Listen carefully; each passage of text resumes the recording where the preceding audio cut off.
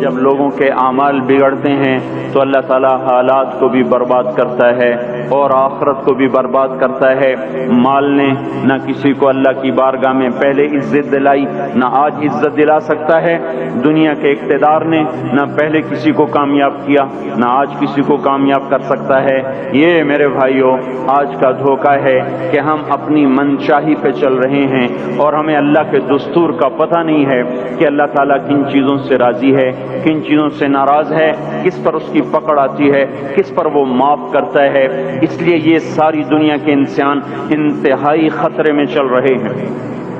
کہ یہ وہ سارے اعمال جن پر اللہ تعالیٰ ناراض ہوتا ہے وہ پورے فیصل آباد میں ہیں، ہر محلے میں ہیں، ہر بازار میں ہیں، پورے پاکستان میں ہیں، پوری دنیا میں ہیں، پورے بر اعظم میں پھیلی ہوئی انسانیت آج للکار رہی ہے اللہ کو۔ کبیرہ گناہوں کے ساتھ زمین کو بھر دیا ہے۔ ظہر الفساد فی البر والبحر بما کسبت ایدی الناس، اور اللہ اپنی سنت قرآن کے ذریعے سے بتاتا ہے کہ جب تم جیسی قوموں نے جب تمہارے جیسے اعمال اختیار کیے تو یہ سنو، ایک قوم تم سے پہلے آئی نوح علیہ السلام کی، جنہوں نے زمین کو کفر سے بھر دیا، الٹا میرے نبی سے کہنے لگے فاتنا بما تعدنا ان کنت من الصادقین، وہ عذاب لاؤ جس سے تم ہمیں ڈراتے تھے، اور وہ عذاب لاؤ جس کا تم نے وعدہ کیا ہوا ہے۔ پھر ہمارا وہ دن آیا، ففتحنا ابواب السماء بماء منہمر وفجرنا الارض عیونا فالتقى الماء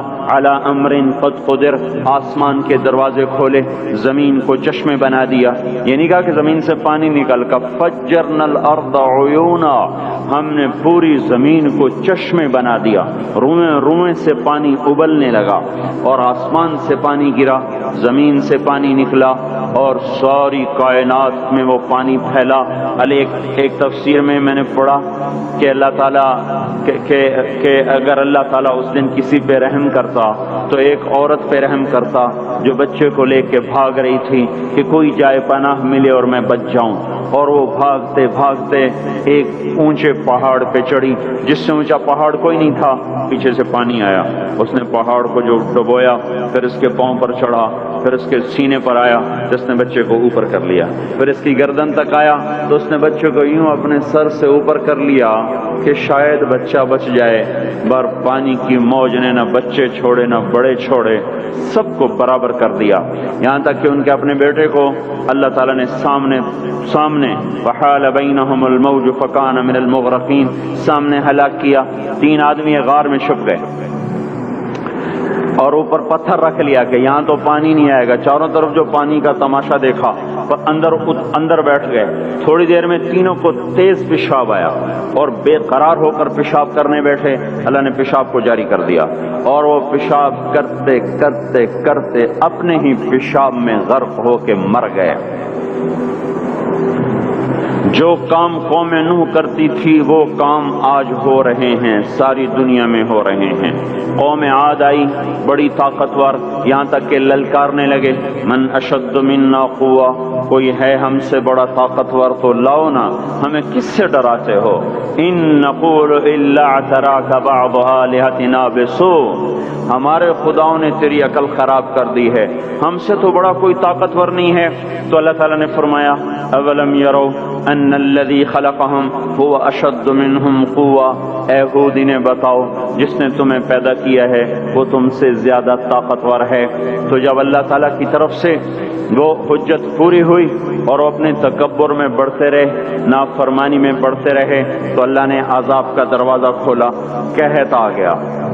انسان ایسے بھوکے، اور وہ انسان ہماری طرح تو تھے نہیں، 40 ہاتھ قد ہوتا تھا، 30 ہاتھ قد ہوتا تھا،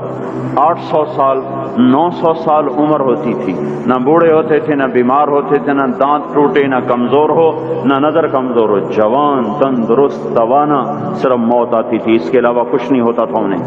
اب ان کے بھوک بھی زیادہ، وہ اپنی ضرورتوں کا غلہ بھی کھا گئے، پھر جہاں حلال بھی کھا گئے، پھر کتے بھی کھا گئے، بلی بلے بھی کھا گئے، چوہے بھی کھا گئے، جو چیز ہاتھ میں آئی سانپ بھی کھا گئے، ہر چیز کھا گئے، پر نہ بارش کا قطرہ گرا، نہ زمین کا دانہ پھوٹا، یہاں کے درخت توڑ توڑ کے ان کے پتے چبا گئے، قحط دور نہ ہوا۔ تو پھر انہوں نے ایک وفد بھیجا، بیت اللہ بھیجا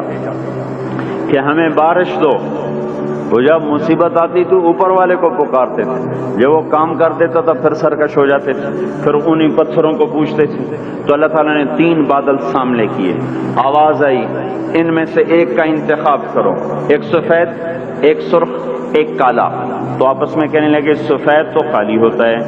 سرخ میں ہوا ہوتی ہے، کالے میں پانی ہوتا ہے۔ ان کا یہ پانی، یہ کالا چاہیے، یہ کالا چاہیے۔